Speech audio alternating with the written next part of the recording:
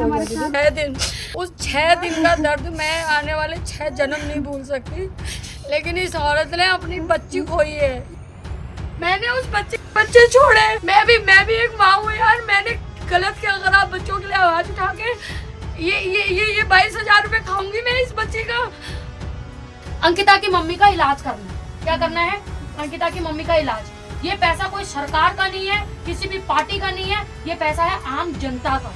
ये अकेली नहीं है दोस्तों, इसके संग पूरा हिंदुस्तान खड़ा है। हम सब मातृशक्ति खड़ी है, सब बहनें खड़ी, और जब भी इनके परिवार को जरूरत होगी हम सबसे आगे आएंगे।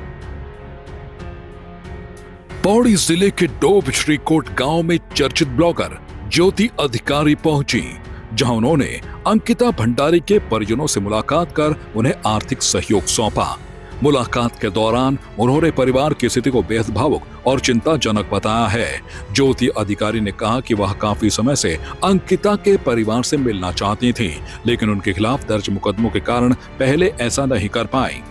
अंकिता की मां सोनी देवी से मिलकर उन्होंने बताया कि उनकी तबीयत लगातार खराब चल रही है और परिवार आर्थिक व मानसिक रूप से बेहद कठिन दौर से गुजर रहा है। मैं सभी लोगों से हाथ जोड़ के विनती करती हूँ कि ज्योति बहन के लिए आप लोग ऐसा कुछ मत बोलो, क्योंकि उन्होंने एक माँ की आवाज़ उठाई, एक बेटी की आवाज़ उठाई है और उन्होंने बहुत अच्छा काम किया है। मैं बयान नहीं कर पा रही, मेरे पास शब्द नहीं। उन्होंने बहुत अच्छा काम किया है, जो भी किया है। प्लीज़ आप उनके लिए कुछ मत बोलना, बस ऐसा कुछ नहीं।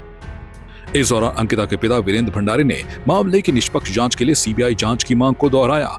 उन्होंने कहा कि अंकिता के परिजन पिछले 4 साल से न्याय की गुहार लगा रहे हैं, लेकिन अभी तक उन्हें संतोषजनक न्याय नहीं मिला। सबसे पहले जो हमारे घर पे आज जो ज्योति अधिकारी आ रखे हैं, बहुत सारे लोगों का ये भ्रांति थी कि ज्योति अधिकारी ने पैसे खा दिए हैं, लेकिन ऐसे कुछ बात नहीं है। क्योंकि ज्योति अधिकारी ने मुझे दिसंबर लास्ट और मैं फ़ोन किया था कि मेरे पास 22,000 के करीब कहा था कि 22,500 हैं और मैं आपके यहाँ घर आऊँगा। फिर 3 तारीख को ज्योति अधिकारी द्वारा 3 जनवरी को ज्योति अधिकारी द्वारा कहा गया मैं आपको लेने आऊँगा और साथ ही देहरादून जाएंगे। तो मैंने ज्योति अधिकारी को कहा कि नहीं, हम खुद आएंगे और हम 4 तारीख को देहरादून मिलेंगे। तो उसी दिन जो भी आपके जो पैसे इकट्ठे कर रखें, उसी दिन हम जो भी है हम ले लेंगे। तो अकस्मात हमारी दोनों की तबीयत ख़राब हो जाने के कारण हम देहरादून नहीं आ पाए और बहुत सारे लोगों ने भ्रांति पैर रखी थी ज्योति अधिकारी ने पैसे खा लेंगे। लेकिन आज हम मेरे घर पे ज्योति अधिकारी आई है और हमारे पास उन्होंने 22,450 रुपये दे दिए हैं। तो जो अभी सरकार ने सीबीआई की जांच रखी है, तो अभी तो हमें इतना क्लियर पता नहीं हुआ कि सीबीआई की जांच कहाँ से स्टार्टिंग कर रही है। मतलब जहाँ तक केस ख़त्म हुआ उसके आगे की कार्रवाई हो, क्योंकि मेन है वीआईपी हमारा। जैसा कि अभी उर्मिला राठौर के द्वारा कहा गया कि गट्टू भट्टू जो हैं नाम के व्यक्ति वीआईपी हैं। तो मैं चाहता हूं कि एक तो रिनोविस्ट कॉल डिटेल निकाली जाए, जो कि 17 सितंबर 2022 से 23 सितंबर 2022 की आधी रात 2:30 बजे तक की कॉल डिटेल रिनोविस्ट की निकाली जाए। दूसरा कि पुलकित की, सौरभ की, अंकित की, और ये दुष्यंत कुमार जो नाम ले रहे हैं वीआईपी, दुष्यंत कुमार गौतम और अजय कुमार, इनकी भी पूरी डिटेल कॉल डिटेल निकाली जाए। और एक हो रहा है कि जो सरकार द्वारा जो अनिल जोशी जो एफआईआर दर्ज सुप्रीम कोर्ट में दायर किए उन्होंने, वो मुझे मान्य नहीं है। अच्छा, आपको वकील से सीबीआई की जांच होगी, हमें पता पड़ेगा तभी जाके हम कुछ कह सकते हैं। तो फिर भी बस यही हम यही चाहते हैं कि जहाँ तक केस हमारा लटका हुआ है उससे आगे जांच की जाए। ज्योति अधिकारी ने कहा कि सोशल मीडिया के माध्यम से लोगों द्वारा दिए गए सहयोग से जो धनराशि एकत्र की गई थी, वह आज उसी को परिवार तक पहुंचाने आई है। दादा, मैं बस एक ही चीज़ कहूँगी कि मैं इस माँ से पहले से मिलना चाह रही थी, जब से ये केस के मामले में हुआ था।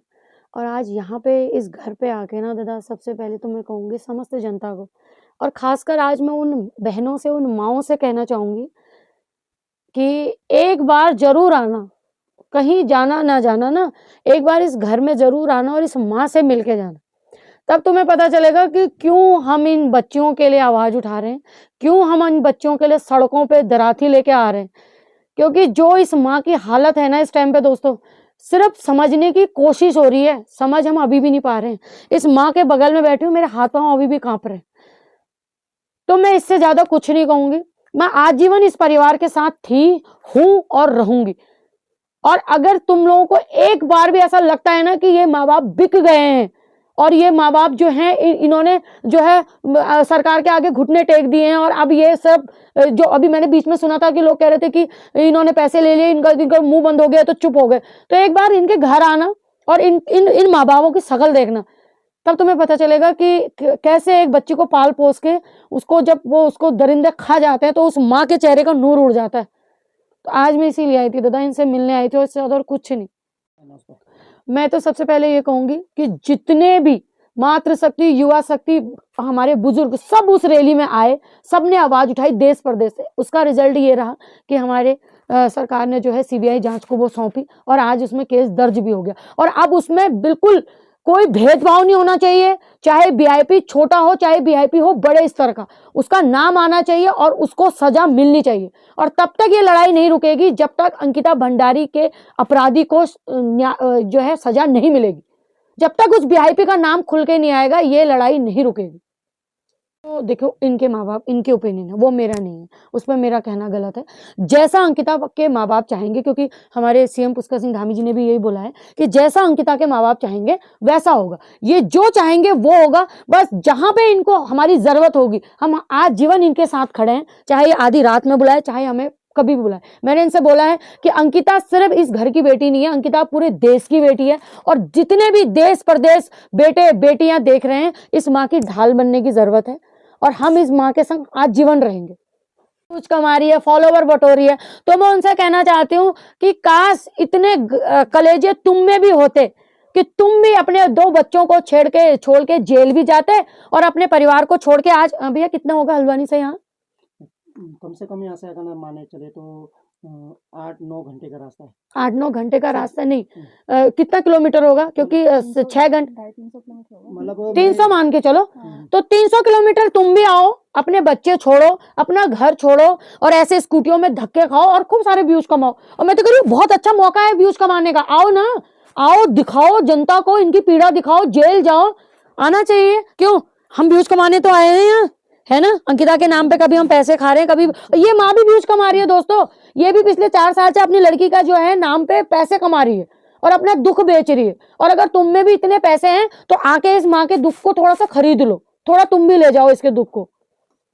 एक मैडम, मैं ऐसी लेडीज के ऊपर बात नहीं करना चाहूंगी, क्योंकि मैदान में उतरना, जनता के सामने आना, आज मैं इस माँ के संग खड़ी हूँ, मैंने इस माँ के बच्ची के लिए 6 दिन जेल भुगते हैं। तो ऐसे तो बहुत बोल रहे हैं, और दादा ऐसा होता ना, बोलने वालों को मैं मुंह नहीं पकड़ सकती। सच क्या था, झूठ क्या था, आज मैंने प्रूव कर दिया है, प्रूफ के साथ कर दिया है। अंकिता के पिता से मेरी क्या बात हुई थी वो अंकिता के पिता जानते थे, मैं जानती थी। आज उन्होंने आपके चैनल के माध्यम से सब सच बता दिया है। अब इसके बाद भी अगर इनको लगता है कि मैंने पैसे खाए, तो मैं आपके कैमरे के तहत कह रही हूँ अंकिता की मम्मी से, हाँ, मैंने अंकिता के नाम पे इतने पैसे खा दिए कि अंकिता जहां भी हो मुझे अपने साथ वहीं ले जाए। इससे ज्यादा कोई बड़ी शब्द नहीं। मौके पर रुद्रप्रयाग से सामाजिक कार्यकर्ता ज्योति किमोठी भी मौजूद रहीं। पूरे कार्यक्रम के दौरान गांव में भावुक माहौल बना रहा और स्थानीय लोगों ने भी परिवार के प्रति संवेदना व्यक्त की। सबसे पहले नमस्कार, मेरा नाम ज्योति किमोठी है और इस समय मैं रुद्रप्रयाग से आ रखी हूँ यहाँ। ज्योति अधिकारी दीदी कुमाऊं से आई, तो मुझे लगा क्यों ना मैं भी एक इनके दुख में इनके साथ, भैया जब मैं यहाँ पहुँची हूँ ना, ज्योति दीदी ने मुझे बोला कि ज्योति मेरे साथ चलना है, तो वो भी अपने छोटे बच्चे छोड़कर, मैं भी अपने छोटे बच्चे छोड़कर एक ऐसी माँ से मिलने आए हैं। सच में 4 साल से जो रो रही हैं, इनका दुख देखे नहीं जा रहा है, मतलब आंखों पे ना इन्हीं की शक्ल घूम रही है, जो इनके आंसू आंखों में घूम रहे हैं मेरे अभी तक भी। और रही बात इसकी कि एक अंकिता भंडारी के लिए न्याय होना बहुत ज़्यादा ज़रूरी है। जैसा इसके पेरेंट्स चाह रहे हैं, भैया भाभी लोग ये बोल रहे हैं, उसी तरह से मैं चाहती हूँ कि गवर्नमेंट जो है वो जल्दी से जल्दी जांच करे और इस माँ बाप के आंसू रुके और इन्हें रोका जाए, जो बहुत ज़्यादा ज़रूरी है। सच में ये एक जिंदा लाश बन चुकी है। अगर आप लोग अंकिता भंडारी की माँ से एक थोड़ी देर के लिए आप उनके बगल में बैठ जाएंगे, आप कांप जाएंगे। मैं सही बताऊं, बगल में मेरे बैठी थी अभी तक, तो मुझे कपकपी हो रही थी, क्योंकि वो उनको देख के लग रहा है वो जिंदा लाश है, वो लग ही नहीं रही कि वो जिंदा है। तो ये दुख हम मतलब हम सोच भी नहीं सकते, बोला भी नहीं जा रहा कि कैसे। मेरी खुद की 2 बेटियां हैं, तो एक बेटी का दुख तो मतलब मैं क्या बताऊं आप लोगों को, पेरेंट्स के मतलब मुंह पे आवाज़ नहीं है, शरीर में जान नहीं है, दवाइयों पे चल रहे हैं, ना उनमें बोलने की हिम्मत है, ना चलने की हिम्मत है, कुछ हिम्मत नहीं। और जो आर्थिक स्थिति है वो भी देख के मतलब सच में ऐसा लग रहा है कि इनके साथ इतना ज़्यादा अन्याय हुआ है। उस बेटी ने कितने सपने देखे होंगे कि मैं इस नर्क से निकल के कुछ 4 दिन अच्छी ज़िंदगी जीऊँगी, और उसे क्या मिला? नर्क के बदले नर्क मिला दोस्तों। तो बहुत मतलब बड़ा अफसोस होता है ऐसे लोग, ऐसे विचारधारा वाले लोगों को देख के, जो लड़कियों को सिर्फ और सिर्फ इस्तेमाल की चीज़ें समझते हैं, इस्तेमाल नहीं हुआ तो मार के फेंक दिया। एक अंकिता भंडारी की बात ही नहीं करूँगी, देहरादून में अभी पिछले हफ्ते में 3 केस हुए हैं भैया, 3 केस हुए हैं। एक अंकिता भंडारी को अभी तक न्याय नहीं मिला है, और आप देखिए 3 केस और नए हो गए खड़े। अब परिवार और समर्थकों की उम्मीदें न्यायिक प्रक्रिया पर टिकी हैं। ग्रामीणों का कहना है कि आर्थिक मदद से कुछ सहारा जरूर मिला है, लेकिन असली राहत तभी होगी जब मामले में सच्चाई सामने आएगी। सभी की नजर जांच एजेंसियों की कार्रवाई पर है, ताकि अंकिता को न्याय और परिवार को संतोष मिल सके। संवाद 365 के लिए पौड़ी से भगवान सिंह की रिपोर्ट। आपकी इस पर क्या राय है, हमें कमेंट कर जरूर बताएं। इसके साथ ही आप हमारे YouTube चैनल को सब्सक्राइब कीजिए। आप हमें Facebook, Instagram, Twitter पर फॉलो भी कर सकते हैं, और संवाद 365 के साथ एक क्लिक में जुड़ने के लिए डाउनलोड कीजिए संवाद 365 ऐप।